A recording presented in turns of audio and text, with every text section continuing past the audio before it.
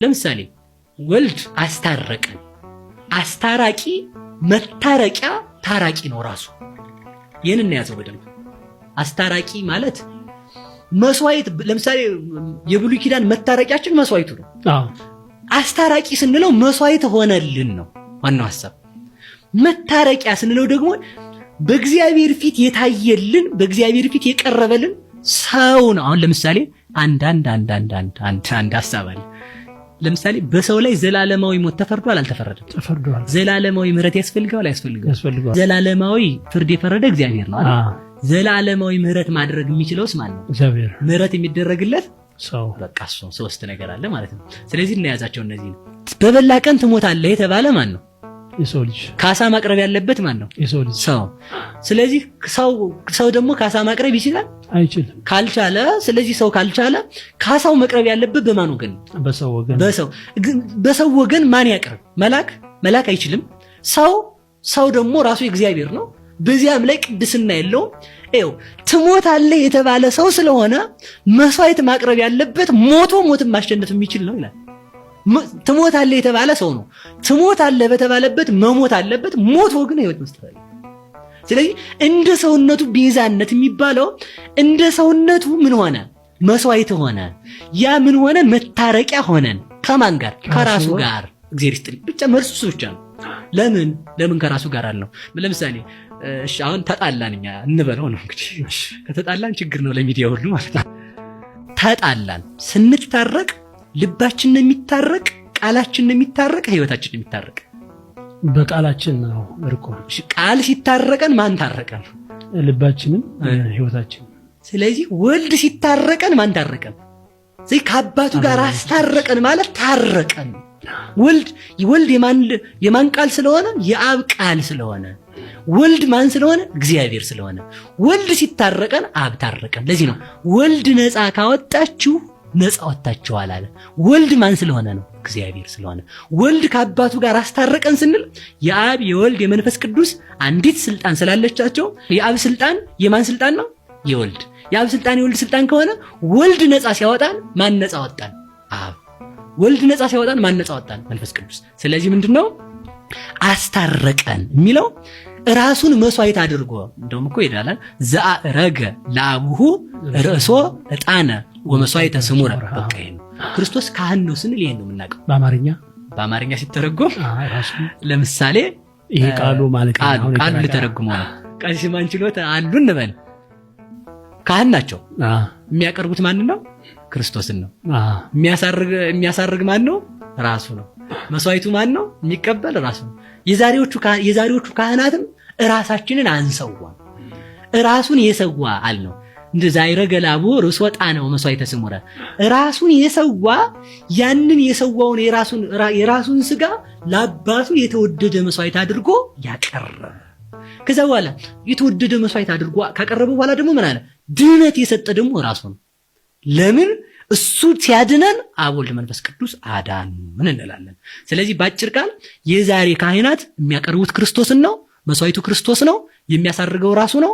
የሚቀበለው ራሱ ነው። የካህን ድርሻው ክርስቶስ ምን ጉጠት መሆን ነው። ባጭር መብራት ስንቀጥል ፒንሳ ሆነን መብራቱን እንደመቁረጥ እንደመቀጠል ያለን አገልግሎት መፈጸም ነው። ስለዚህ እንዲህ ያለ ሊቀ ካህናት ያስፈልገናል የተባለው ምንድነው? ባጭሩ ሞት የማይከለክለው ራሱን መስዋዕት አድርጎ የሚያቀርብ ራሱ ይቅር የሚል ለዘላለም የሚኖር እንዲህ ይላል። ምረሶ አርሶ አለ። አንድ ጊዜ ራሱን መስዋዕት አደረገ ካለ በኋላ ወውእቱ ነበረ በየማነ እበይ በሰማያት። ይሄ ነው ተልእኮ እንደሌለበት የሚያስረዳው። ለምሳሌ ክርስቶስ ዛሬም ካህን ነው። ዕብራውያን ላይ ተጠቀሰው ማለት ነው። ዕብራውያን ላይ ተጠቀሰው ምንድነው የምንለው? በአማርኛው እኮ ለፈታው ነው። ራሱን የተወደደ መስዋዕት አድርጎ ለአባቱ ካቀረበ በኋላ አለ እሱ አንድ ጊዜ ራሱን የተወደደ መስዋዕት አድርጎ ካቀረበ በኋላ ነበረ በየማነ እበይ በሰማያት። እበዩ በሰማያት፣ በሰማይ በአባቱ ቀኝ ተቀመጠ። ጥያቄ ካሜራማን ከተቀመጠ ችግር ይፈጥራል ማለት ነው።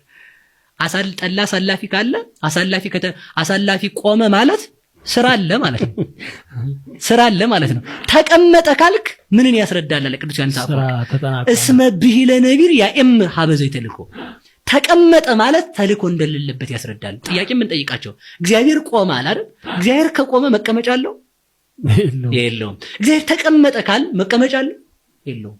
እግዚአብሔር ዓለማት አይወስኑትም ነው። ባጭር ቃል አብ ቀኝና ግራ አለው እግዚአብሔር የለውም። እና በቀኙ ተቀመጠ ማለት ምን ማለት ነው?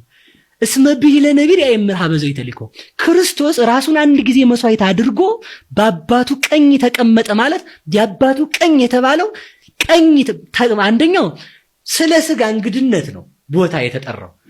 የመጣ እንግዳ ቦታ ተሰጥቶት እንደሚቀመጥ ሥጋ አምላክ ሆነ ነው አንዱ ምስጢር።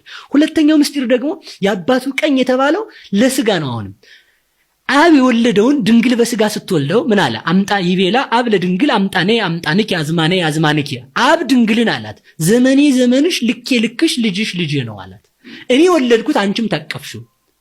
ቅድመ ዓለም አብ የወለደውን ድህረ ዓለም ድንግል ማርያም ወለደችው። ስለዚህ ምንድነው ባጭሩ ድንግል ማርያም የወለደችው አካላዊ ቃል በአብ ቀኝ ተቀመጠ ማለት የባሕርይ አምላክ ሆነ ማለት ነው። ቀኝ ማለት ስልጣን ነው። ስልጣን ወራሴ ሁሉ ሆኖ የአብ ግዛት ሆኖ ተቀመጠ። ሁለተኛ ተቀመጠ ማለት ደግሞ ክርስቶስ ምልጃ ተልኮ የለበትም። የሚያሳልፍ ሰው ይቆማል እንጂ አይቀመጥም። ክርስቶስ ተቀመጠ ካልክ ስራ ጨርሷል። አንድ ጊዜ ያዳናት ድህነት ትቀጥላለች። ለይኩን ያላት ብርሃን እየበራች እንደምትኖር ያቺ የክርስቶስ የሰጣት ክህነት የክህነትን በር ከፍቶ ሥጋውን እንዲቆረስ ደሙ እንዲፈተት ለምእመናን እንዲሰጥ ፈቅዶ አንድ ጊዜ ቀራንዮ ላይ የሰዋው ሥጋው እንደው እኮ በጣም ነው የሚገርመው። ካህኑ ነው የሚያርደው አይደል? በግን መስዋዕት ሲያቀርበው ክርስቶስ ግን ራሱን ነው መስዋዕት ያደረገው። ምንድነው እስመ ነጠብሐ ከዚህ የሌለለቱ ዕለት እናርዳለን ነው ያ ክርስቶስ። ምንድነው ሥጋውና ደሙ ራሱ ሲፈተት ካህኑ ሲባርከው ራሱ ጀምሮ ምንድነው የሚለው? ኦ እግዚኦ በከመ አሚሃ ዘንተ ጽዋዕተ ወቀድሶ መጡ፣ ኦ እግዚኦ ዘንተ ብስተ ባረኮ ፈትቶ መጡ።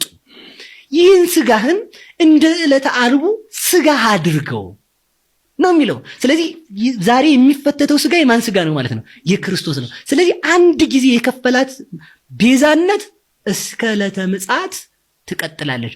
ለምን ካህን አልነው ሲባል ደግሞ ለምን ካህን አልነው የሚል ጥያቄ ሲመጣ ደግሞ የካህን ስራው መስዋዕት ማቅረብ ስለሆነ ክርስቶስ ደግሞ ራሱን መስዋዕት ስላደረገ ነው። ለምን ሊቀ ካህን አልነው የሚል ጥያቄ ደግሞ ሲመጣ ምን እንላለን? ለምን ሊቀ ካህን አልነው? ድሮንስ በካህናት ሞት የሚያሰናብታቸው ካህናት ስላሉ የነሱ ሁሉ ገዢ ነው። ሊቀ ካህን ምንድነው? ቅዱስ ሄሬኔዎስ አሁንም ሃይማኖተ አበው ምዕራፍ 7 ላይ ሊቀ ካህን በውስተ ሊቃነ ካህናት አለ። በካህናት አለቆች ውስጥ የካህናት አለቃ ነው ያለው። የካህናት አለቆች የሚባሉ ሐዋርያት ናቸው። በሐዋርያት ውስጥ የሐዋርያት ራሳቸው ነው። ከሐዋርያ ራሱን የፈተተ የለም። ስለዚህ ባጭሩ ሊቀ ካህን ማለታችን ንጉሠ ነገሥት እንደማለት ያለ ነው። ካህን አይደለም፣ ክርስቶስ ሊቀ ካህን ነው። ስለዚህ ምልጃው ቀጥሏል ሳይሆን ድህነት ሂደታዊ ነው። ሥጋው እየተፈተተ ደሙ እየተቆረሰ እስከ ዕለተ ምጽአት ድረስ ይሰጣል። ግን አንድ ጊዜ የተከፈለ ቤዛነት ነው።